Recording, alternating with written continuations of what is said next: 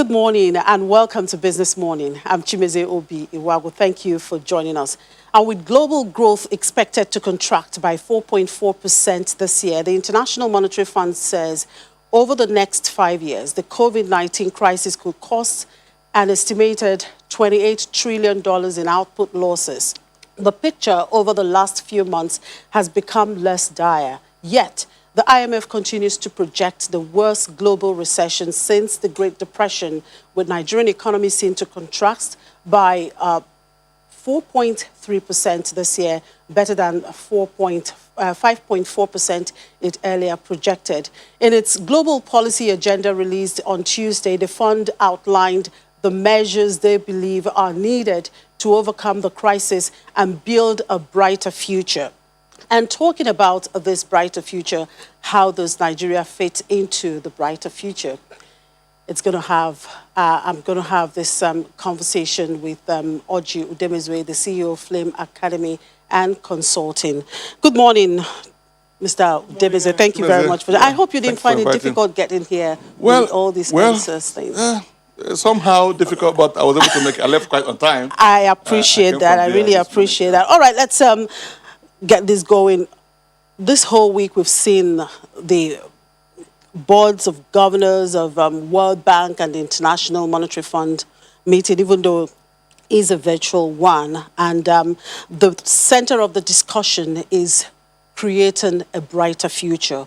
We're talking about the global economy. And of course, we know that Nigeria is not insulated from the global economy. So, looking back, what is going on right now? I mean, the body language of the government. And of course, we've seen how the youths are agitating. Are we on the path to building that brighter future? Yeah, there's so much we can do for us to be able to say that we're on that path. As things are now, quite unfortunately, I would say we're on the path of that resilient recovery. In the ongoing annual meetings of the World Bank and IMF boards of governors, you know that the key issues now around the world is the fact that the COVID-19 pandemic has driven so many economies into a very bad position, negative economic growth. So much money spent trying to fight the pandemic, and less and less amount of money is now available to deal with healthcare system development, educational development, and investing in people. And of course, the meeting going on right now, virtually, as you said, focuses on a number of issues, national debt, issues around debts of nations. And Nigeria is worst hit. It is a very vulnerable country when it comes to debt overhang or debt distress or debt boarding and all that. We're going to come to that as we go on in this discussion. And then you look at the next major point in this ongoing meeting of the World Bank is, nations trying to apply ways to, achieve resilient, what they call resilient, recovery. Okay, so for Nigeria, how do we ensure resilient recovery? And for them, driving down further, is that this cannot happen without heavy investment in human capital. Absolutely. Investing in people. And when you talk about people, you talk about education, you talk about healthcare systems, and now you talk about access to digital, digital access to internet resources and so on, because protection of lives and livelihoods and all of that, and then trying to further ensure that the achievement of the SDGs and MDGs of the past, trying to reduce poverty, that we don't go back to where we were. And for Nigeria, the debt part is a major issue, which will of course affect these other issues. So if you don't have enough money to service your debt, let alone now carry out infrastructure development and other things, of course there's no way you can invest in people enough and therefore drive down poverty. Nigeria needs to do something along these lines. For the topics for this annual meeting is so apt, because people are the most important resources for any organization, whether a nation or a business. So at this point, how much are we willing to invest in people? Not just physical infrastructure, but talking about education. And now knowing that the pandemic has lasted for some months, you find out many young people must have dropped out of school. Those who cannot have access to internet. So, some have already lost one session. And you find that most times from the global report that we get, when children drop out of school, they hardly come back. And you find a case where the girl child is even more affected. But when they drop out, chances are that in some parts of the country, parents give them away for early marriage. So that's a big issue for the world. And without the girl child or the being empowered, poverty is driven further up around the world. Already, the poverty levels, were driven down a bit, in view of the MDGs and the sustainable development goals. But with this pandemic, a lot of the success achieved might be lost if nations are not careful. Now, how do we get there? That's talking about managing debt of nations and how to make funds available for human capital development and other infrastructure. All right, well, of course, we're going to delve into all of that. Now, from all that you have reeled out, mentioned all the key priorities that this meeting has pointed out. You talked about looking at, of course, the fiscal and monetary support, for the nation. Now, let's look at our 2021 budget. Okay. We're talking about economic recovery. And, of course, that 2021 budget is tagged Budget of Economic Recovery and Resilience. Now, I don't know if you have taken out time to study the provisions of that budget. Do you see that delivering the economic sustainability plans of the government? The budget 2021 is intended to put the country on this path of resilient recovery. I've gone through it. It's well intended, but I like to be a realist, at the risk of sounding pessimistic. If you look at that budget, the budget looks to me somewhat unachievable. It's a very tough target, and I'll tell you why.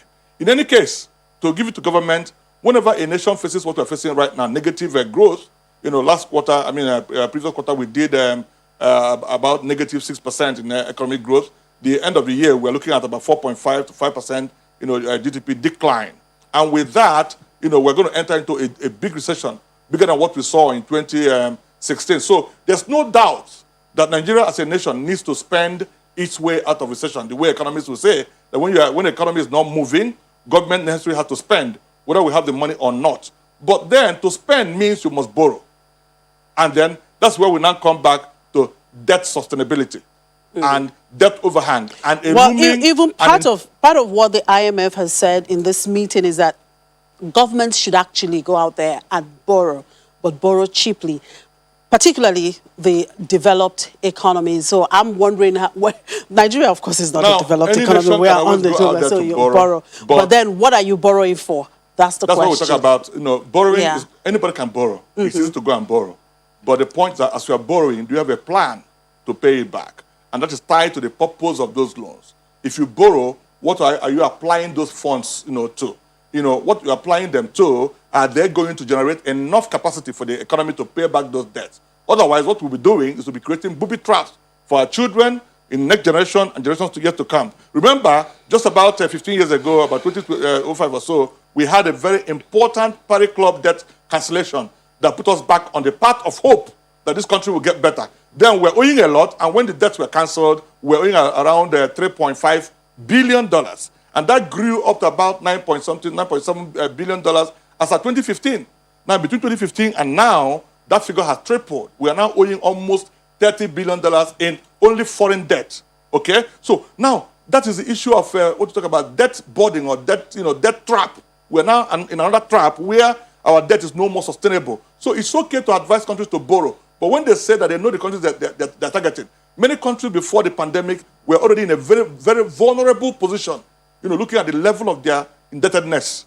Vulnerable in the sense that the amount of money they need to use to service their debt will almost scrap off all their actual revenue. And coming down to the budget, I like to talk about figures. Yes. Now, in our budget of 2021, let me give you a global look at it so you see how dangerous it is and why I said that I don't think that budget is implementable. Even though it's good to have that amount. See how we move from... We're planning to borrow about 4.28 trillion. We plan to spend 13.02 trillion naira in 2021. Yeah. Note that. That's total expenditure.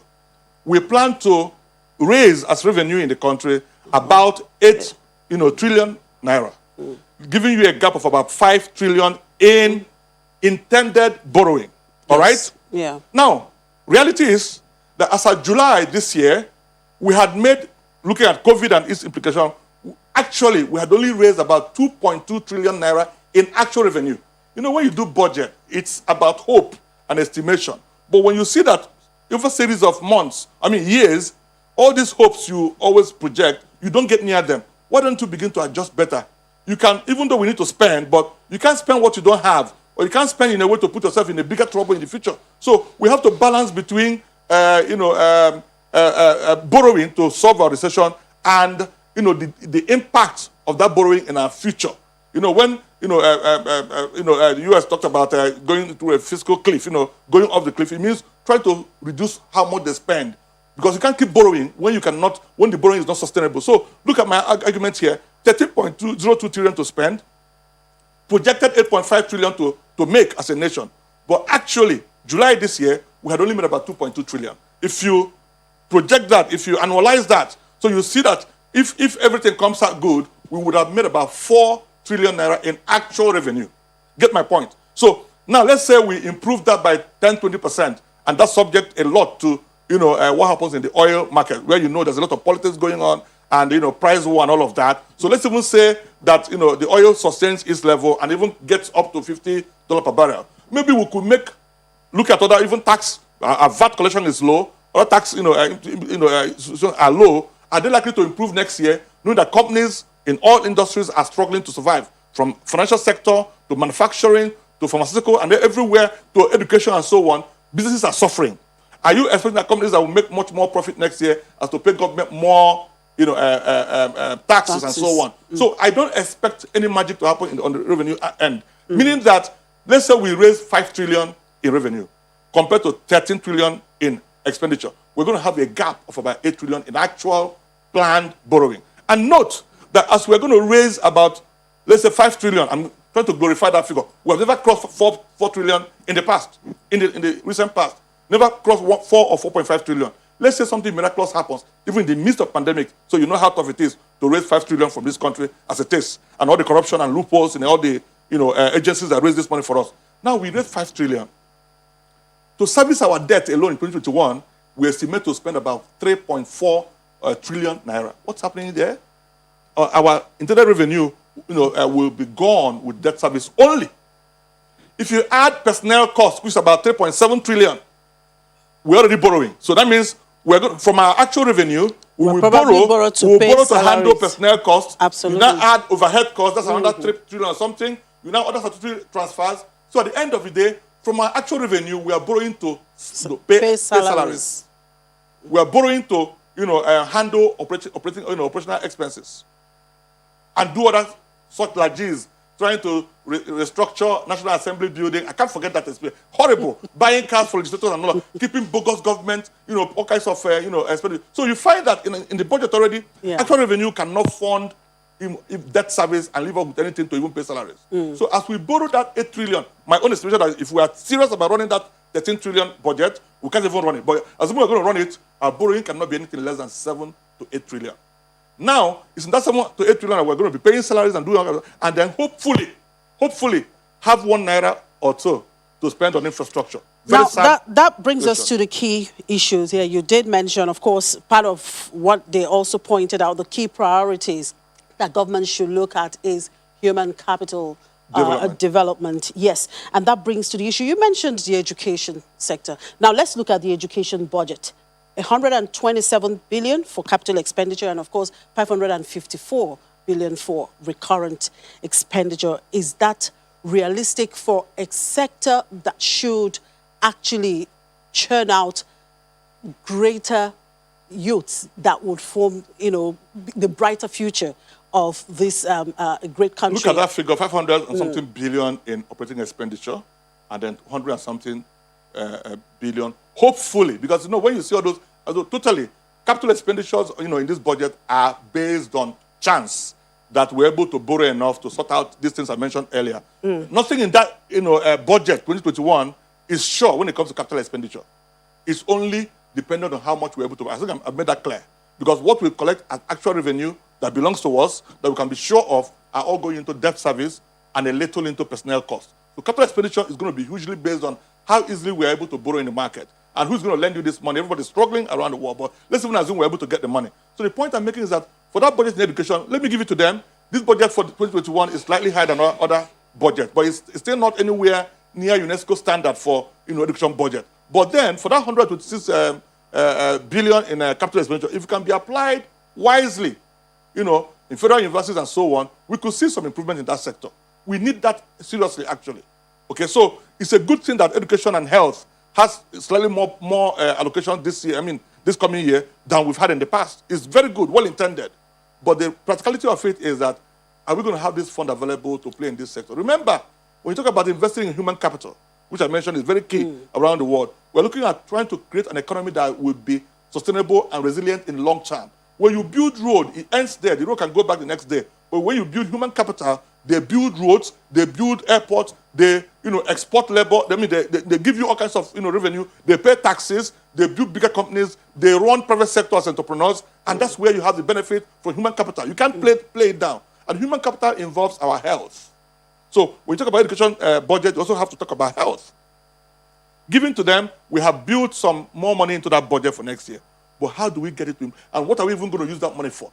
If you advise me, if you ask me to advise government, beyond this budget, which will not scratch much, we must begin to look for, I'm looking at solutions now, how government can quickly invite the private sector, whether within and without the country, outside the country, to partner with us in the educational sector. All the hostels in federal universities, from University of Nigeria to University of Lagos, to Ahmadu Bello University, can we bring private partners to invest in this infrastructure? Libraries, laboratory equipment, and so on. Can we bring people to take over this and manage them? We need partnership in these areas, and also encourage more private universities. And also at the secondary school and primary school level, how can we make internet access almost free for these young people? Primary school, secondary school, we need to invest a lot in that. And you can find a way to give companies, private companies to do that for you and allow them to take it off from their taxes. That's a smarter way to run now. With our private sector, and if you follow the World Bank meeting going on now, you find that with our private sector initiative to drive economic growth now, many nations will remain at a very horrible situation. All right, let's look at some of, a quick one, look at some of the initiatives government have actually, well-intended, initiatives. Just yesterday, the government launched the 75 billion naira youth investment scheme, of course, to drive youth entrepreneur. But then, a lot of people believe that this is kind of a misalignment between what they should be doing right now, because most of these students or most of these youths that we're talking about are all at home. They are not going to school. Their lecturers are agitating. Yeah. They are at home. So should we be talking about making sure that these youths get back to school, or should we be looking at this?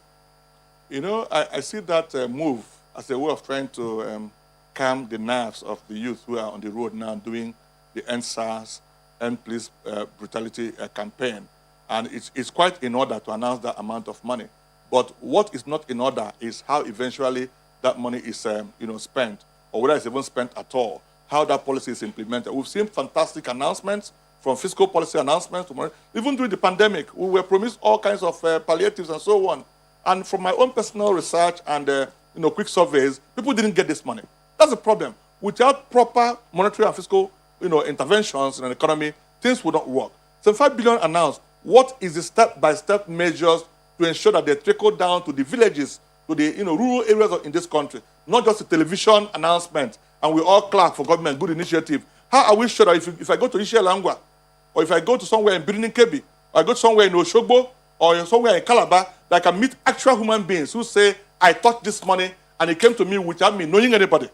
My father is not anybody in government. I don't have any godfather. He came to me because data were collected and I qualified. So that's another issue now. What data are we working with to ensure that we address this, the youth properly?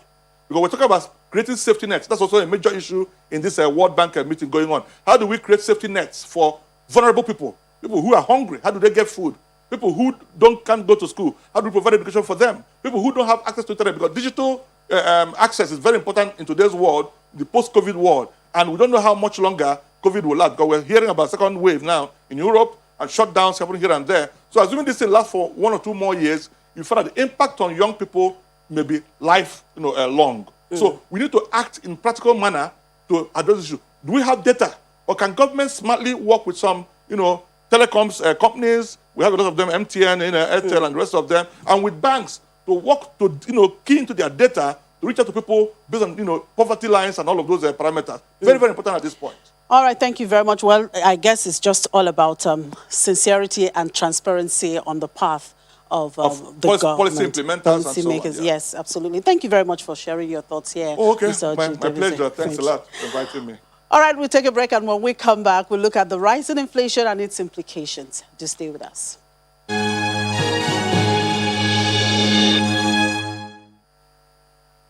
Statistics yesterday released the September inflation data, which showed continuous rise in inflation, with the figure currently up at 13.7%.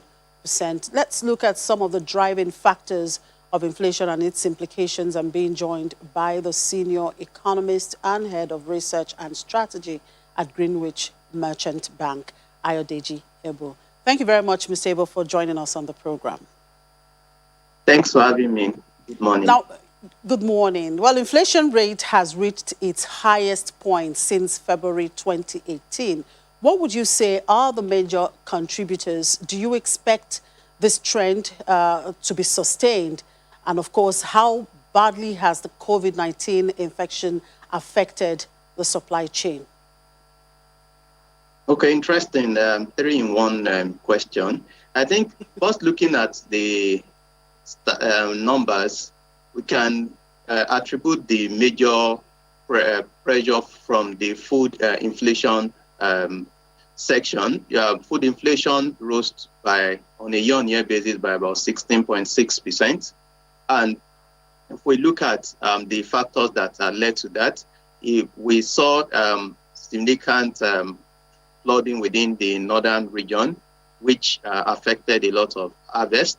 You also want to look at the depreciation of the naira at the parallel markets, and because for most of those also importing, most of them are using that market to access funds.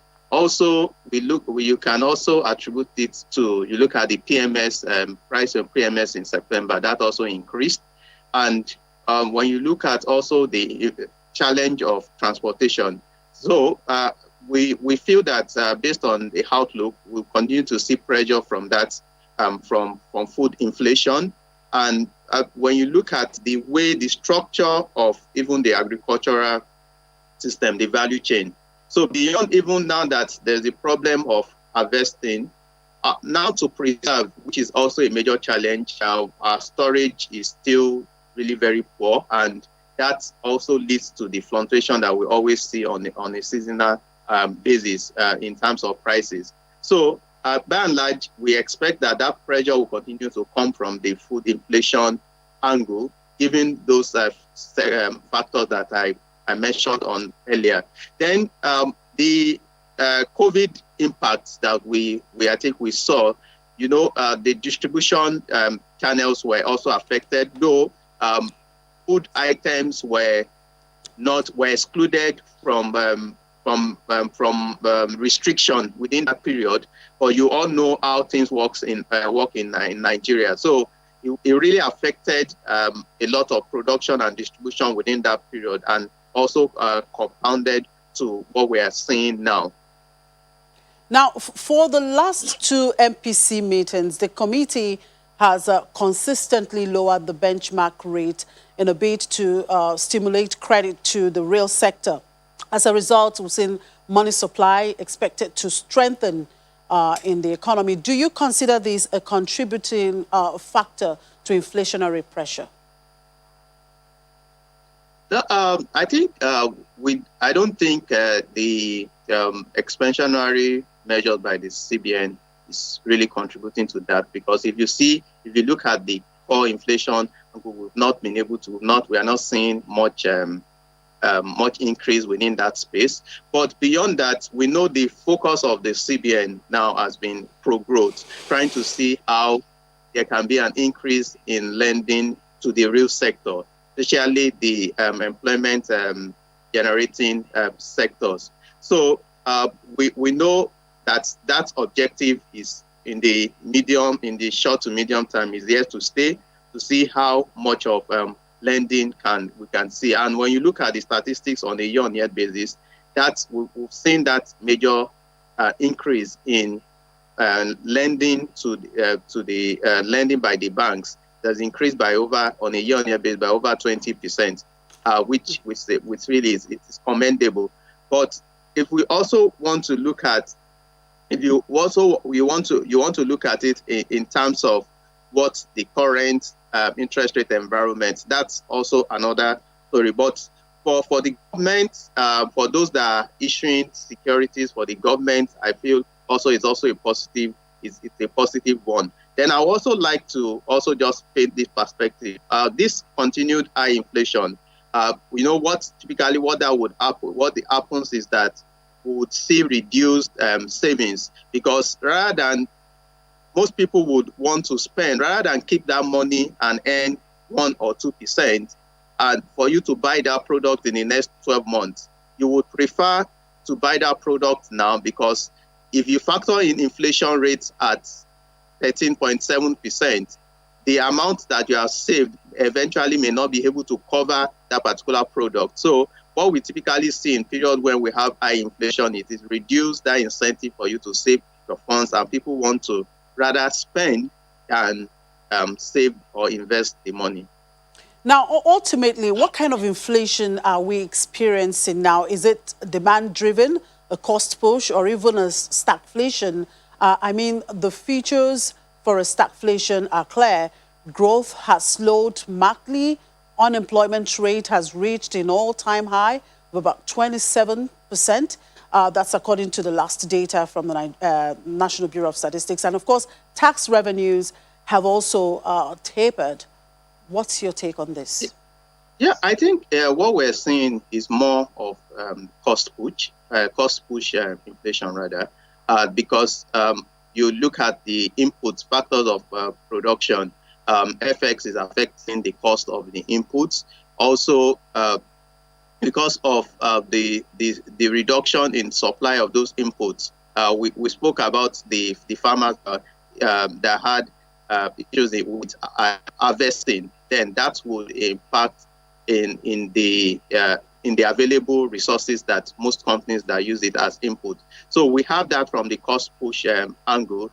And for looking at it from the demand angle, that is really not very, very significant, because we all know that even with the current inflation, the purchasing power of Nigerians is also being eroded. So even the CBN all alluded to that at the last MPC meeting, and that was one of the major reasons why they even had to focus more on supporting growth, the economy, than trying to target inflation rates.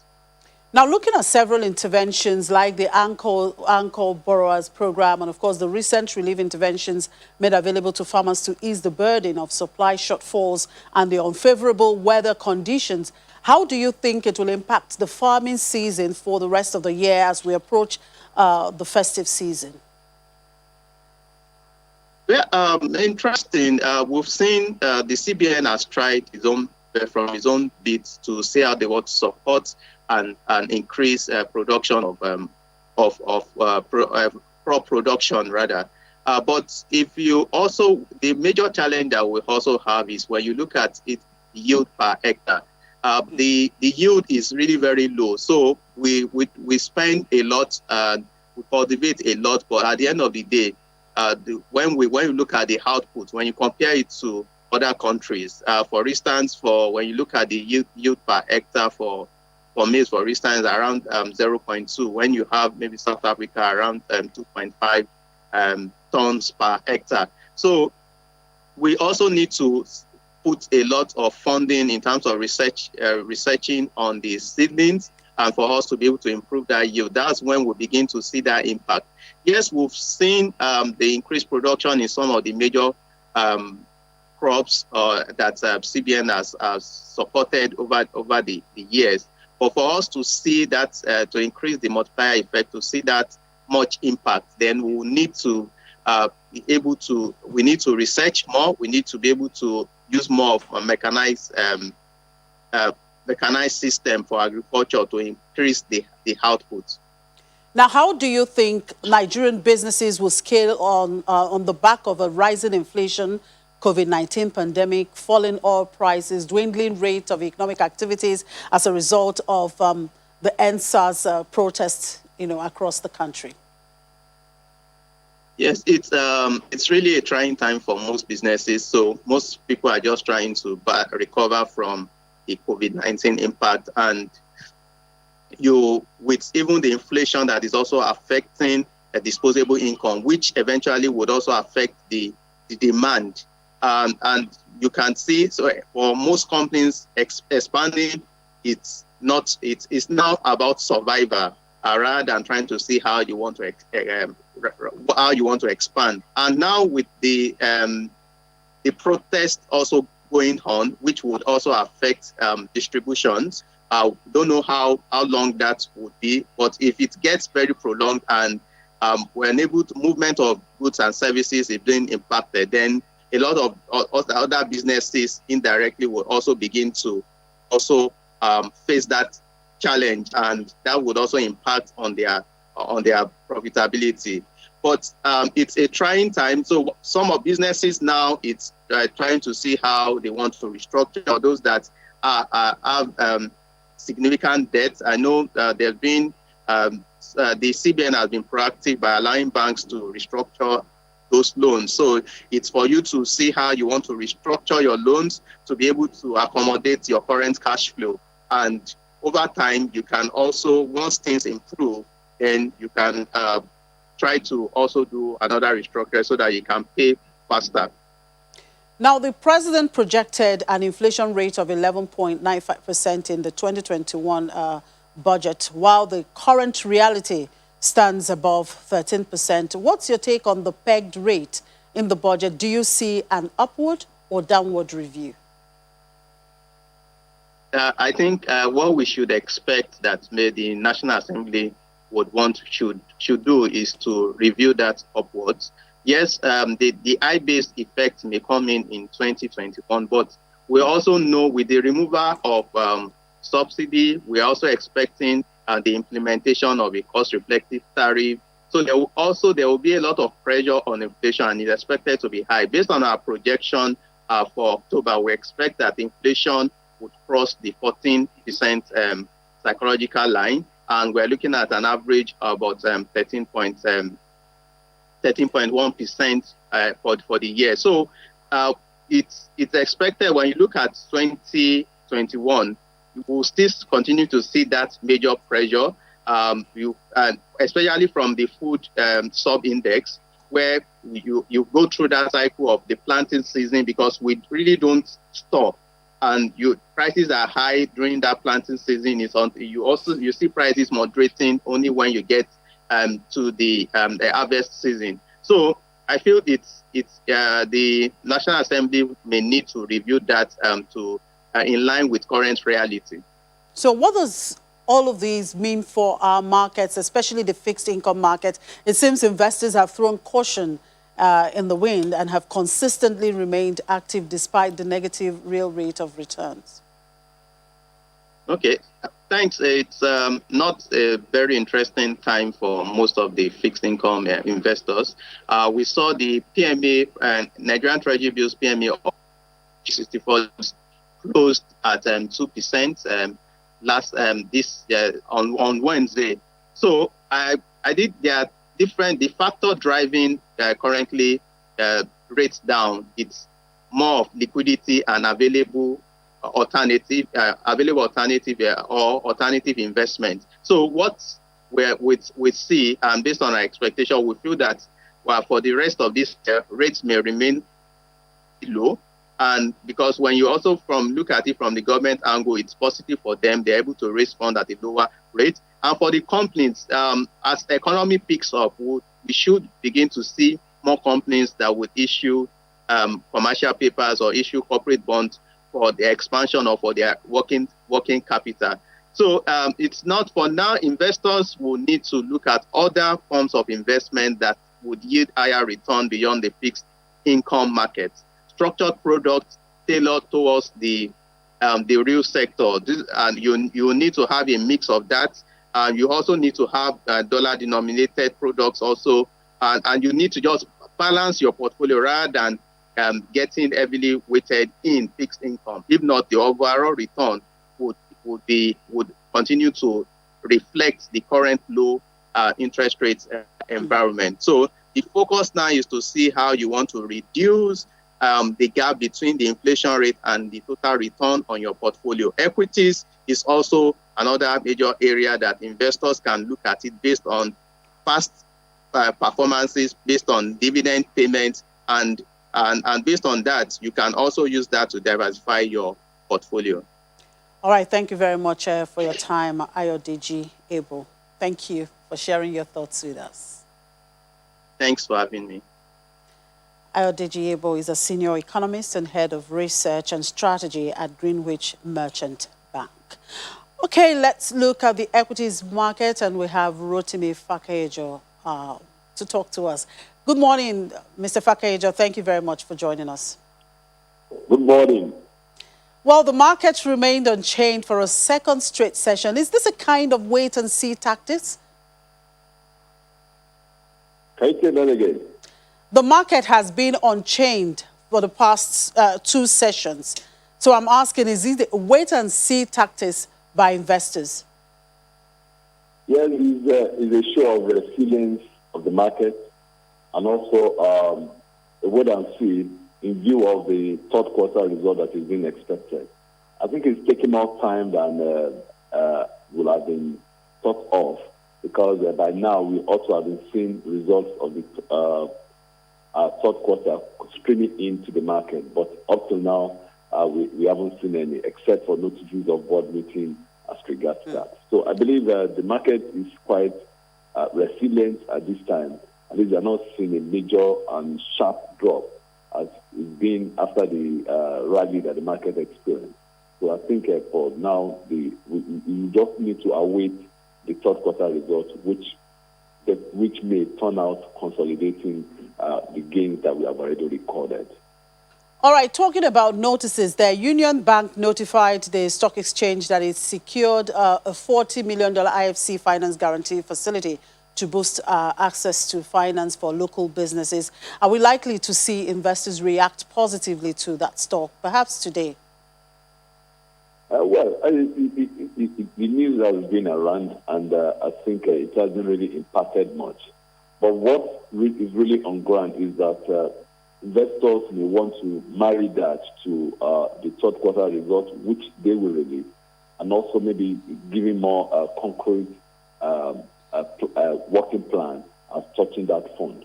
So I think that alone, the news that we have presently may not be enough to actually ginger investors to take more positions in that stock. But I believe strongly that when we see the third quarter results coming from the bank and several other companies, I believe definitely there will be a more positive reaction. All right, I'm sure the market has just resumed trading. What is it looking like at the open?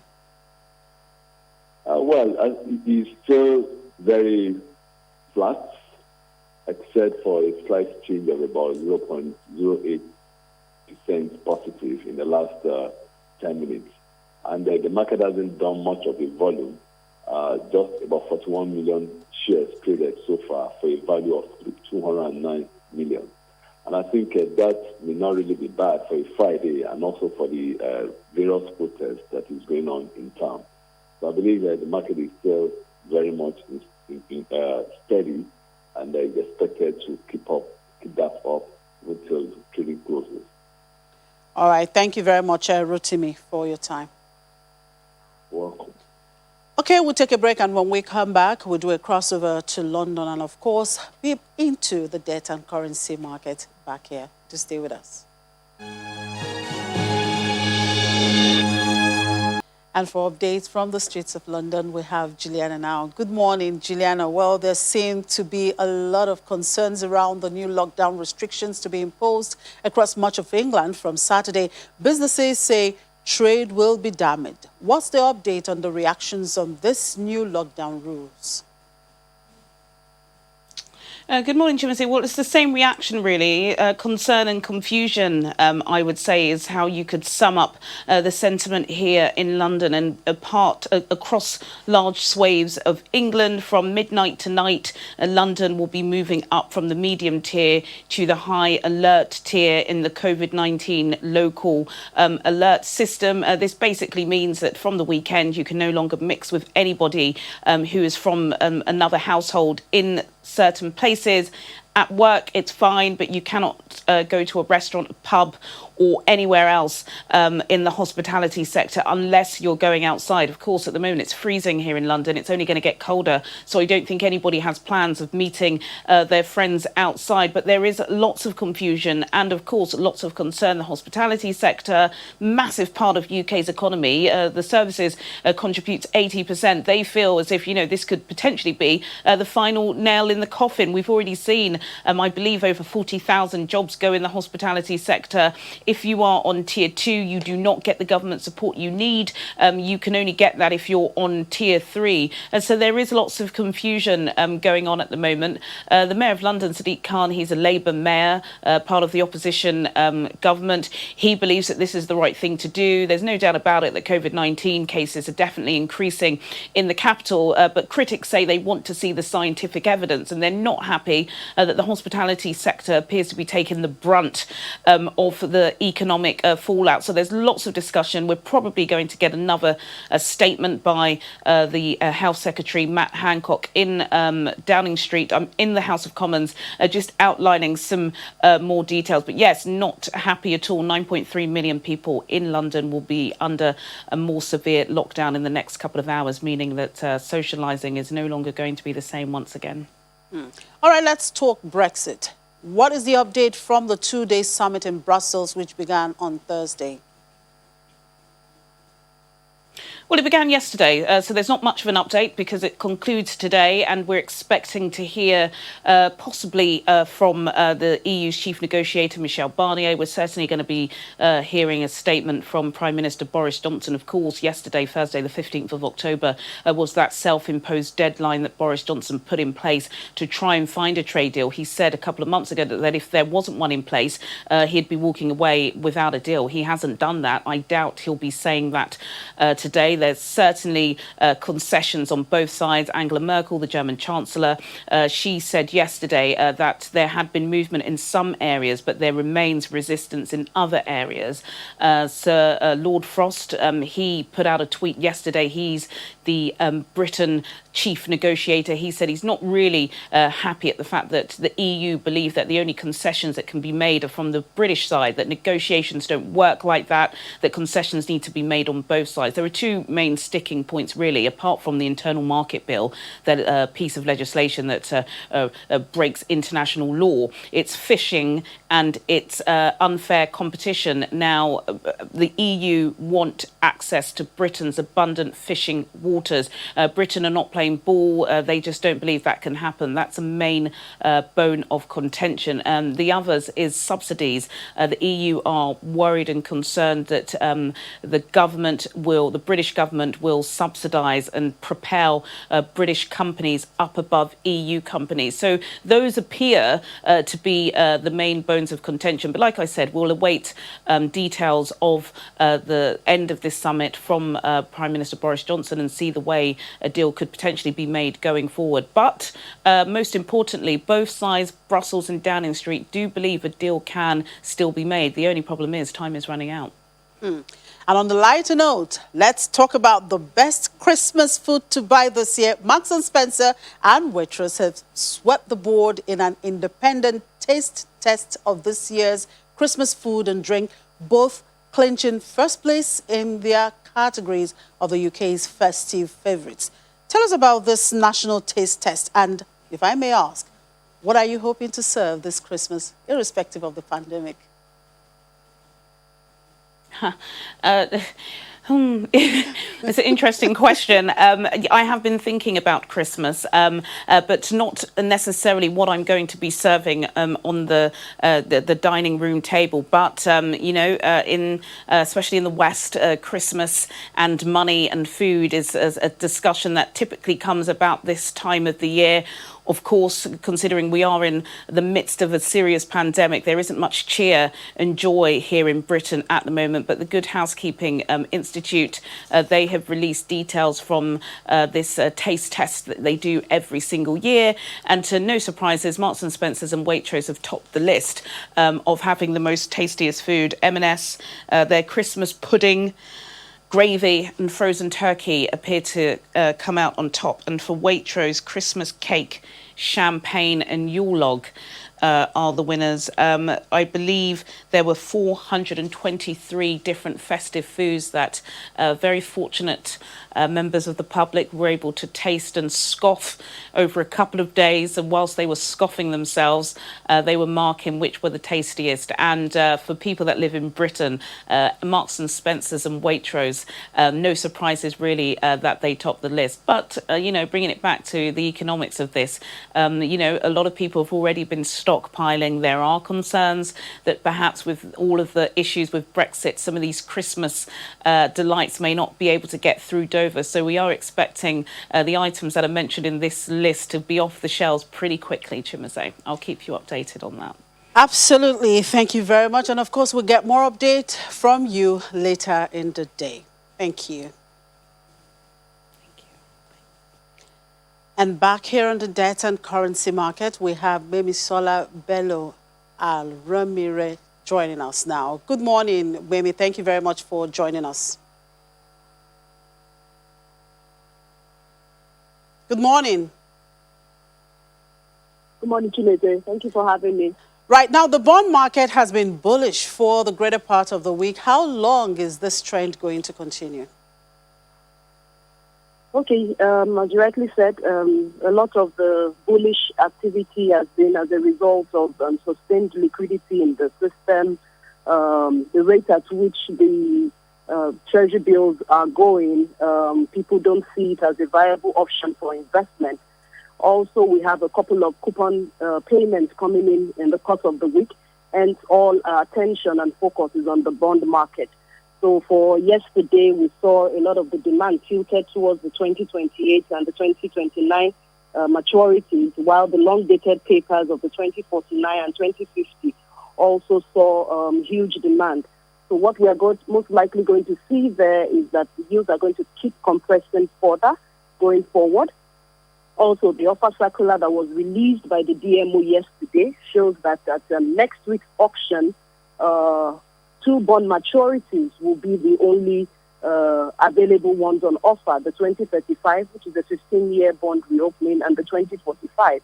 This is unlike what we had last month when we had the 2026, the 2035, the 2045, and the 2050. Also, the volume is of great concern as we're seeing only 30 billion on offer for next week's auction, as against what we had last month of 145. So this pressure will continue at the secondary market, because if there is a lot of immense demand at the auction, everybody would scramble to the secondary market to pick the most attractive maturities.